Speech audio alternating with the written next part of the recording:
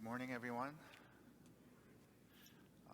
In case there's anyone who 안녕하세요, does not know me, 여러분. my name is June, and I'm one of the 저는 pastors here at New West. 우리 Again, 뉴웨스트민스터 today we join 교회를 the 섬기고 privilege 있는 to open God's 목회자 Word 중에 with 한 you this 명인 morning. 김형준입니다. Today, for my sermon, as you have already heard from Pastor Zion's message, I was 오늘 given 아침 the title, 제가 나눌 설교의 The 제목은 Heart of the Gospel. 복음의 We are following the 핵심입니다. book, the Discipleship Manual. 이것은 우리가 지금 진행하고 있는 설교 시리즈에서 It's a 참고하는 wonderful title, 그 certainly for a 책으로부터 sermon to 온 preach, 것입니다. The Heart of the Gospel.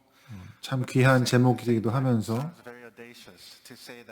또 오늘 제가 나눌 설교가 복음의 핵심을 담아낼 수 있을까 하는 마음에 또 부담이 되기도 합니다. 그래서 오늘 여러분 앞에 감사하는 마음과 기대되는 마음, 또 한편 부담되는 마음이 동시에 있습니다. 그런데 제가 오늘 본문이 히브리서 10장인 것을 알고 참 그 제목에 알맞는 본문이라고 생각했습니다. 오늘 다른 것이 아닌 이 본문의 말씀에 힘입어 저와 여러분이 이 본문을 함께 살펴보고 또 묵상할 때 복음의 핵심을 깨닫게 되는 시간이 되기를 바랍니다. 말씀을 읽기 전에 히브리서에 대한 약간의 설명이 도움이 될 것 같습니다. 우리는 이 서신을 쓴 사람이 누구인지 또 그 청중이 누구인지 잘 알지 못합니다. 다만 이 저자는 편지를 받는 사람들이 구약을 매우 잘 알고 있다고 가정하고 편지를 쓰고 있습니다.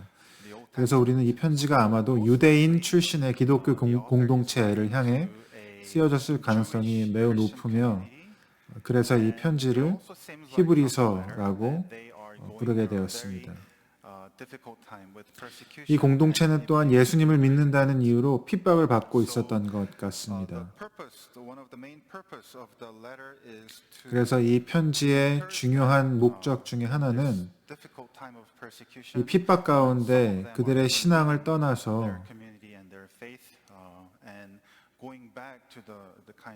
이전 유대교의 삶의 방식으로 돌아가고 있었던 그런 사람들을 비롯하여 공동체의 모든 이들에게 이 편지를 통해서 그들을 격려하고 특별히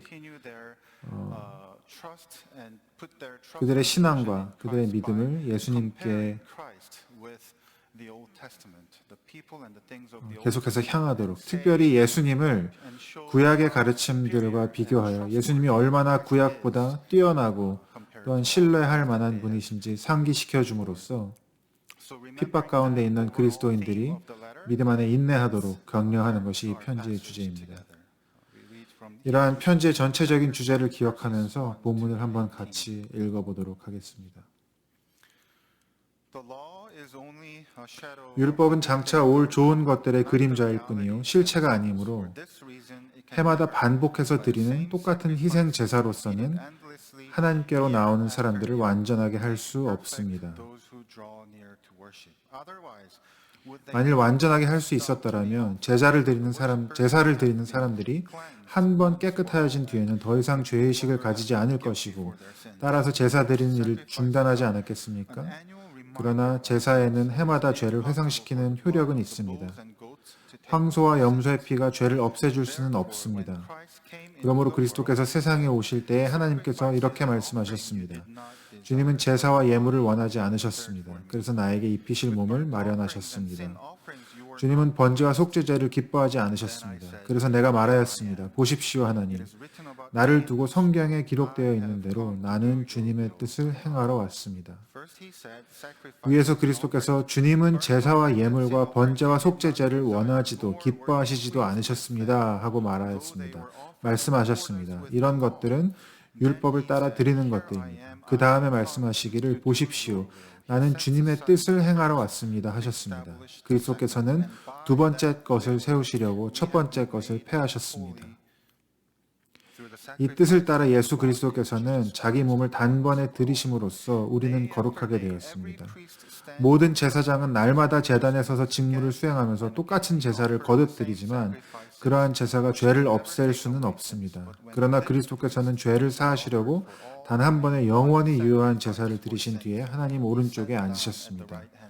그리고서 그는 그의 원수들이 그의 발 아래에 굴복할 때까지 기다리고 계십니다. 그는 거룩하게 되는 사람들을 단 한 번의 희생제사로 영원히 완전하게 하셨습니다. 그리고 성령도 우리에게 증언하여 주십니다. 먼저 이렇게 말씀하셨습니다. 주님께서 말씀하신다. 그날 이후에 내가 그들에게 세워줄 언약은 이것이다. 나는 내 율법을 그들의 마음에 박아주고 그들의 생각에 새겨주겠다. 또 나는 그들의 죄와 불법을 더 이상 기억하지 않겠다. 죄와 불법이 용서되었으니 죄를 사하는 제사가 더 이상 필요 없습니다.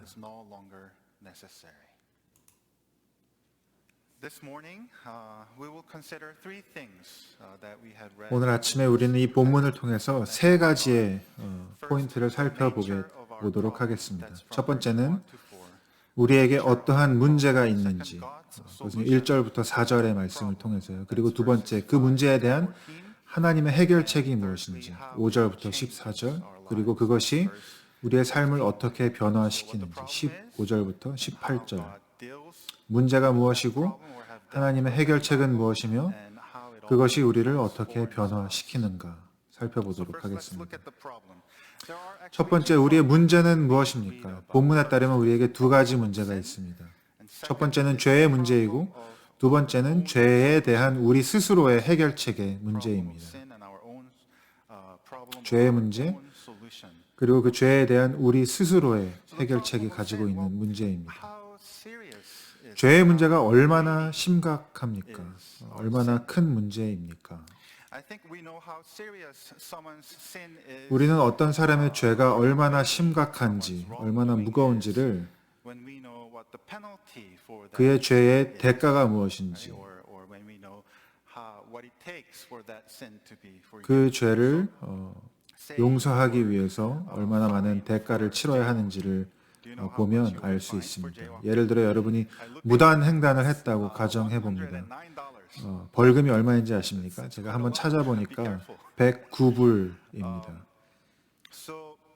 그러니 무단 횡단을 하고 우리가 109불의 벌금을 물게 된다면 약 100불만큼의 죄라고 할 수 있겠죠. 과속으로 벌금이 부과되는 경우는 어떻습니까? 제가 찾아보니까 최대 금액이 483불이라고 합니다. 이는 그만큼 더 심각한 죄입니다. 잠재적으로 다른 사람을 위험에 빠뜨릴 수 있는 이 경우는 약 500불짜리 죄라고 말할 수 있겠죠. 이렇게 범죄의 중대성에 따라 어떤 사람들은 1년, 혹은 5년, 혹은 10년, 심지어 평생 감옥에 갇히기도 합니다. 이렇게 누군가의 죄가 얼마나 심각한지는 얼마나 참혹한 죄인지는 그 죄를 사함받기 위해 어떤 대가를 치러야 하는지를 보면 알 수 있습니다.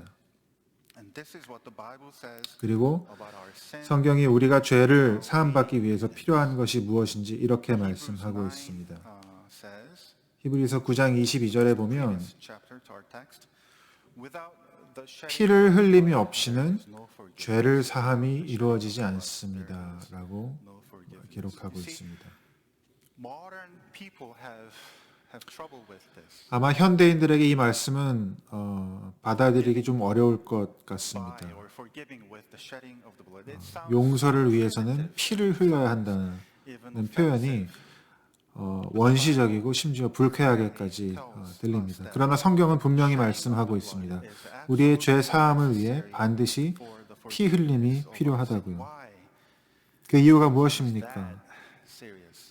그것은 우리의 죄의 문제가 그만큼 심각하고 무겁기 때문입니다.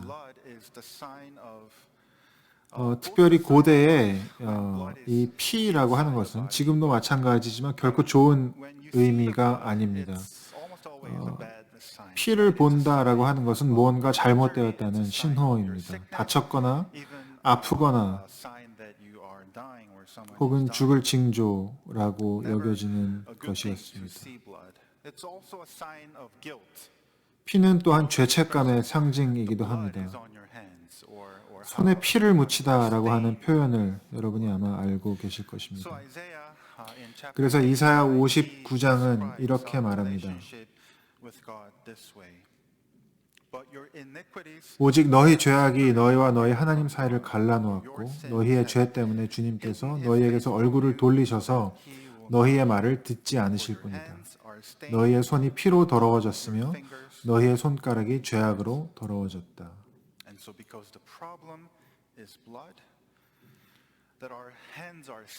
우리의 문제가 피의 문제이기 때문에 피로 더러워진 우리이기 때문에 그 해결책 역시 피, 즉 피 흘림이 되어야 한다는 것입니다.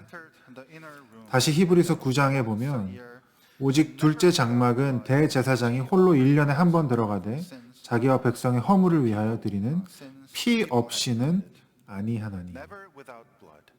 피 없이는 아니하나니라고 말하고 있습니다. 우리의 피의 문제는 오직 피에 의해서만 해결될 수 있습니다. 돈도, 교육도, 심지어 도덕이나 어떤 종류의 치료법도 해답이 될 수 없고 죄의 문제의 해결책은 오직 피뿐입니다. 피 흘림뿐입니다. 그리고 그것이 바로 구약의 제사입니다. 동물의 피를 흘리는 제사, 죄 사함을 위한 피 흘림. 그러나 이 제사에도 문제가 있었습니다. 이 제사의 문제는 바로 끊임없이 반복하고 반복되어야 한다는 것이었습니다. 1, 2절에 율법은 장차 올 좋은 것들의 그림자일 뿐이요 실체가 아니므로 해마다 반복해서 드리는 똑같은 희생 제사로서는 하나님께 나오는 사람들을 완전하게 할 수 없습니다. 만일 완전하게 할 수 있었다면 제사를 드리는 사람들이 한 번 깨끗하여진 뒤에는 더 이상 죄의식을 가지지 않고 제사 드리는 일을 중단하지 않았겠습니까? 이 말씀은 제가 예전에 가지고 있었던 오래된 차를 기억하게 했습니다. 제가 하루는 운전을 하는데 이 핸들이 점점 뻑뻑해지는 것을 느꼈습니다. 운전할 때 핸들은 당연히 너무 중요한 것이기 때문에 제가 무시하지 못하고 어떤 문제가 있는지 점검을 받았습니다. 알아보니 이 파워 스티어링 오일이라고 하는 핸들을 부드럽게 돌아갈 수 있게 하는 용액이 새고 있다는 것을 알게 되었습니다. 그리고 그것을 수리하는데 몇백 달러가 든다는 것을 알았습니다. 당시에 저는 학생이었고 그렇게 많은 돈을 쓰고 싶지 않아서 어떻게 했냐면 그냥 파워 스티어링 오일을 새로 한 통을 샀습니다. 한 4불 정도 주고요. 그리고 그걸 부어 넣었더니 핸들은 다시 부드럽게 움직였습니다. 저는 문제가 해결됐다라고 생각했겠죠. 그런데 문제는 한 2, 3주가 지나고 나니 핸들이 다시 뻑뻑해지기 시작했습니다. 그래서 저는 다시 한 4불 정도 주고 이 오일을 새로 한 병 사서 더 넣었고 그러기를 몇 번 한 것 같습니다. 아주 돈을 낭비하는 방법이었죠. 결국 아무것도 해결되지 않았고 저는 차를 수리해야만 했습니다. 지속적으로 반복해서 대처해야 하는 것은 해결 방법이 될 수 없습니다. 그러면 제사는 왜 드리는 것입니까? 3, 4절에 이렇게 얘기합니다. 그러나 제사에는 해마다 죄를 회상시키는 효력은 있습니다. 황소와 염소의 피가 죄를 없애줄 수는 없습니다.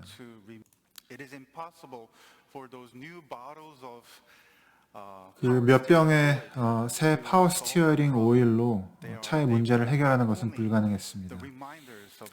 그것은 그저 더 큰 문제가 있음을 상기시켜줄 뿐이었습니다.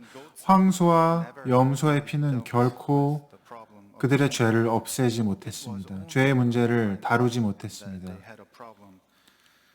그저 그들의 죄의 문제를 상기시켜줄 뿐이었습니다. 그래서 하나님께서는 마침내 이제는 차를 고칠 때라고, 이제는 죄의 문제를 다룰 때라고 말씀하셨습니다. 그래서 하나님께서 무엇을 하셨습니까? 하나님께서는 예수 그리스도를 이 땅에 보내셨습니다. 5절부터 7절의 말씀을 다시 보겠습니다.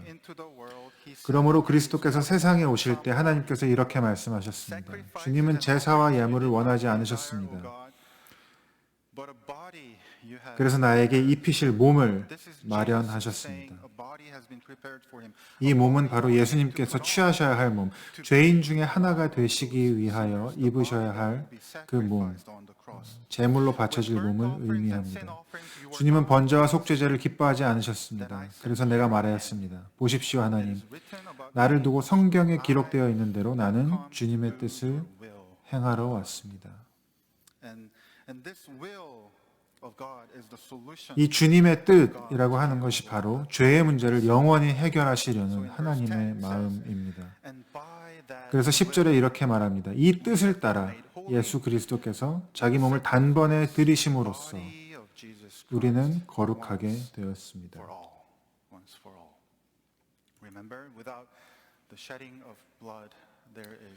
기억하시죠? 피 흘림이 없이는 용서가 없습니다. 이제 예수님께서 이렇게 말씀하시는 것입니다. 내가 해결책이다. 내가 너의 죄의 문제에 대한 하나님의 해결책이다. 라고 말씀하시는 것입니다. 그리고 그는 단번에 십자가에서 죽으셨고 그의 이 제사는 온 시대의 모든 사람들에게 효력이 있었습니다. 2000년 전에도 오늘 저와 여러분을 위해서도요. 왜냐하면 그리스도의 피는 결코 그 능력을 잃지 않을 것이기 때문입니다. 그리스도의 피는 결코 그 능력을 잃지 않을 것이고 이제 더 이상 다른 제사는 필요하지 않게 되었습니다. 세상의 종교는 해라, 해라, 해라라고 이야기합니다. 그러나 예수께서는 내가 다 이루었다. 내가 다 이루었다라고 말씀하십니다. 예수님께서 십자가에서 마지막으로 하셨던 말씀이 무엇입니까? 내가 다 이루었다. 11절과 12절 모든 제사장은 날마다 제단에 서서 직무를 수행하면서 똑같은 제사를 거듭 드리지만 그러한 제사가 죄를 없앨 수는 없습니다. 그러나 그리스도께서는 죄를 사하시려고 단번에 영원히 유효한 제사를 드리신 뒤에 하나님 오른쪽에 앉으셨습니다. 이것은 굉장히 놀라운 그림입니다. 제사장들에게는 의자가 없습니다. 왜냐하면 그들은 서서 일해야 하기 때문입니다. 똑같은 제사를 계속 거듭 드려야 하기 때문입니다. 그러나 그리스도께는 하나님 우편에 보좌가 있고 그는 거기에 앉으셨습니다. 왜요? 왜 예수님께서는 앉으셨습니까? 모든 것을 다 이루셨기 때문입니다. 제가 8살 된 제 아들에게 숙제는 다 했어? 라고 물어보면 숙제를 아직 하지 않은 경우 저는 얼굴만 봐도 금방 알 수 있죠. 그런데 숙제를 이미 한 경우라면 제 아들은 정말 이 세상의 모든 자신감을 다 가진 사람처럼 다 했어 라고 이야기합니다. 뭐하러 물어봐 라고 이야기합니다. 여러분을 미혹하는 자가 와서 이거 했어? 이거 했어? 라고 물어볼 때 그리고 여러분 세상이 여러분에게 사랑받으려면 인정받으려면 이걸 해야 하고 저걸 해야 한다고 말할 때 여러분 세상의 모든 자신감을 다 가지고 대답하시기 바랍니다. 다 이루셨다. 주께서 이미 다 이루셨다.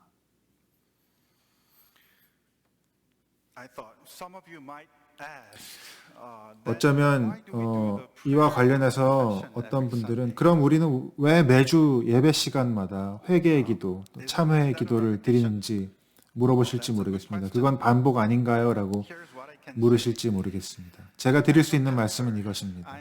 제가 목회자로서 또 설교자로서 저는 구약의 어떤 제사장보다 무한한 축복을 받았다고 생각합니다.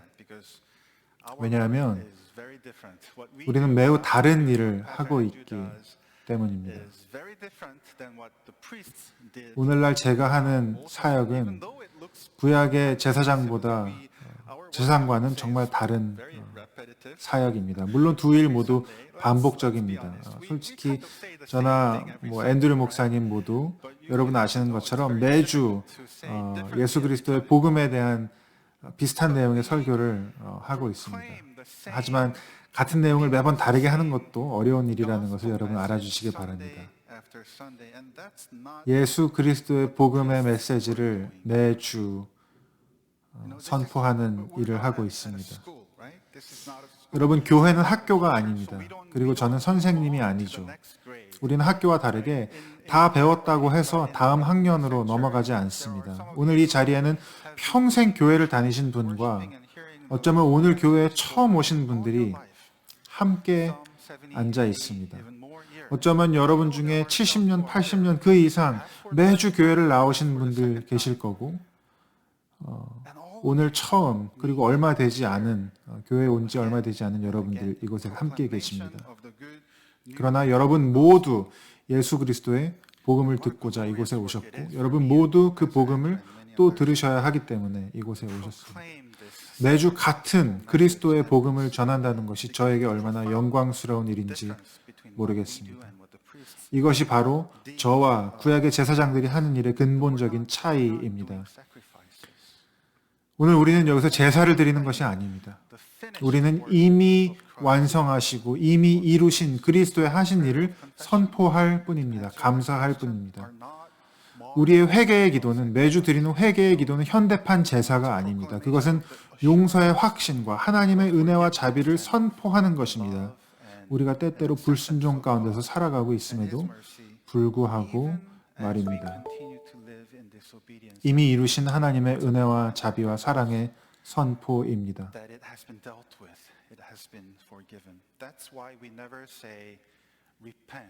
이것이 우리가 회개하라 그리고 더 열심히 노력하라 라고 말하지 않는 이유입니다. 여러분 그렇게 말하는 교회가 있다면 그 교회는 절대 다니시면 안 됩니다. 예수님은 이렇게 말씀하셨습니다. 회개하고 믿으라 고 말씀하셨습니다. 종교 활동이나 선행 그 어떤 여러분 자기 구원을 위한 노력도 무의미합니다. 그러한 노력은 그러한 애씀은 결코 끝나지 않을 것입니다. 여러분에게 온전한 안식과 평화를 안겨줄 유일한 길은 예수님이 여러분을 사랑하시고 여러분을 위해 죽기까지 여러분을 사랑하셨다는 것을 알고 믿는 것입니다. 여러분 그것이 바로 복음의 핵심입니다. 그러면 마지막으로 이 복음이 우리를 어떻게 변화시키는가 살펴보겠습니다. 저는 이 오늘 본문의 14절의 말씀이 우리에게 핵심 구절이라고 생각합니다. 그는 거룩하게 되는 사람들을 단 한 번의 희생제사로 영원히 완전하게 하셨습니다. 이 짧은 한 구절은 우리에게 두 가지를 설명하고 있습니다. 하나는 하나님이 이미 우리를 완전하게 하신 완성형의 사실과 또 하나는 우리가 거룩하게 되어 가고 있다는 진행형의 사실입니다. 하나님이 하시는 다른 어떤 일과 마찬가지로 이것은 우리의 언어의 한계와 또 시간에 대한 선형적인 이해로는 충분히 이해할 수가 없는 말씀입니다. 지난 주일 우리는 그리스도 안에서 지금 가까이 다가온 저 미래의 위대한 새 창조의 날에 대해서 이야기했습니다.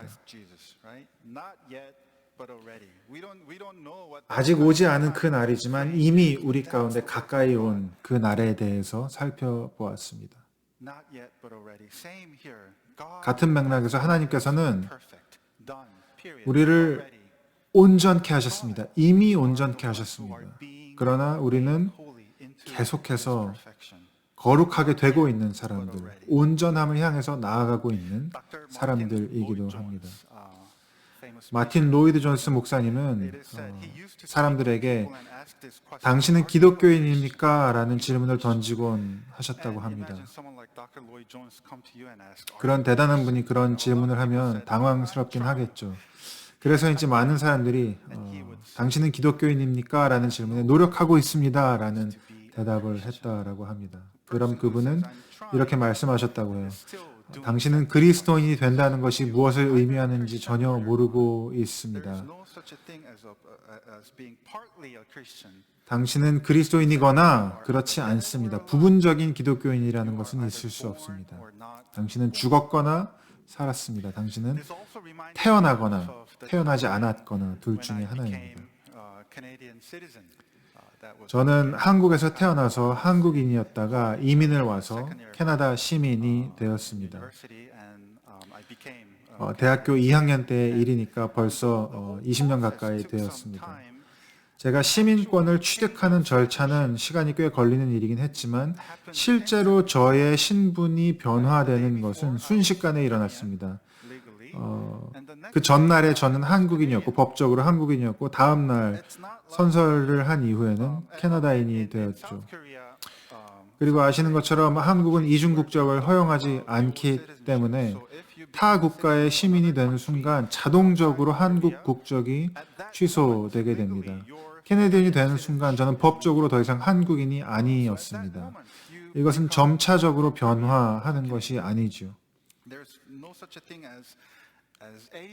오늘은 80% 한국인이고 20% 캐네디언이 되는 것이 아닙니다. 시민권을 취득하는 즉시 국적이 변경됩니다. 단번에 변경되는 것이죠. 그러나 제가 캐나다 시민이 되었을 때 저는 여전히 매우 한국인이었습니다. 저는 여전히 김치를 먹었고 여전히 영어보다는 한국어가 편했습니다. 제가 갑자기 팀홀튼을 좋아하게 된 것도 아니었습니다. 저는 여전히 팀홀튼 커피를 좋아하지 않습니다. 캐나다인이 된다고 해서 제 속사람이 바뀌는 것은 아닙니다.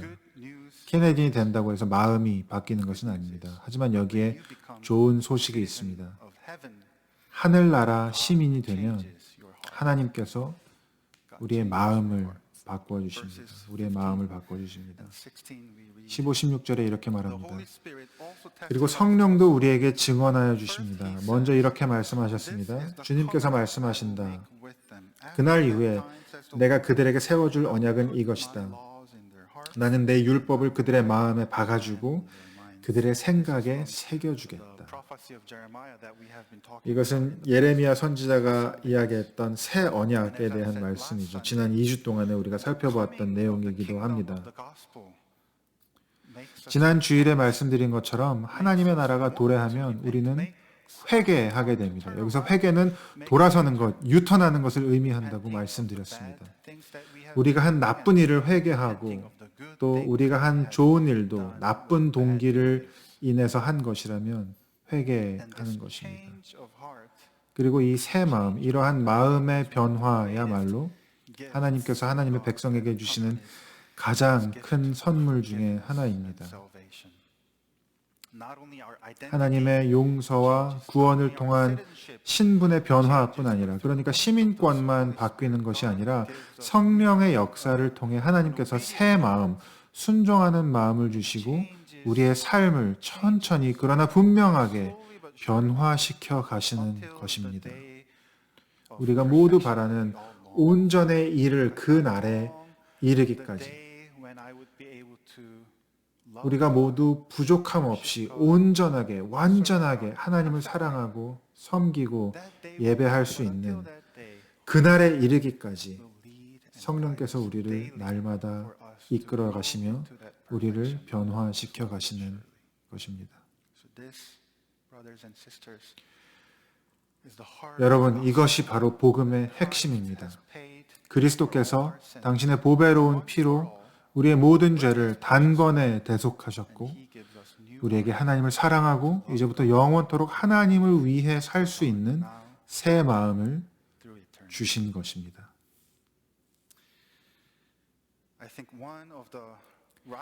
이 복음의 핵심을 너무도 분명하고 아름답게 담아내는 글 중에 하나가 다름 아닌 하이델베르크 요리문답의 첫 번째 질문과 답변이라고 생각합니다. 이 신앙 고백을 함께 읽으면서 오늘 말씀을 마치겠습니다. 성도 여러분, 사나 죽으나 당신의 단 하나의 위로는 무엇입니까? 나는 나의 것이 아니고 사나 죽으나 몸과 영혼이 모두 나의 신실하신 구주 예수 그리스도의 것입니다.